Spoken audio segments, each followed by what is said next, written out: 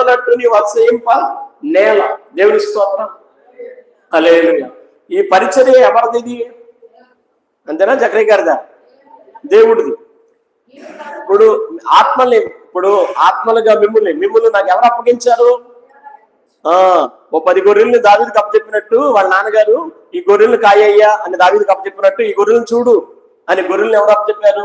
దేవుడు అప్పగించాడు. నా గొర్రెలు అనుకుంటాను మీరేమన్నా. నేను చూడండి, గొర్రెల్ని అప్పగించింది దేవుడు. దేవుని స్తోత్రం కదా. మీకోసం ప్రార్థన చేయడానికి దేవుడు అప్పగించాడు. మందిరాన్ని కట్టుకున్నది ఎవరో? మనమా దేవుడా? దేవుడే కట్టుకున్నాడు. దేవుని స్తోత్రం. కావాల్సిన డబ్బులు దేవుడే ఇచ్చాడు. ఆఫ్ కోర్స్ మనం పనిచేసి ఉండొచ్చు, పనిచేసే సామర్థ్యాన్ని కూడా దేవుడే చేశాడు.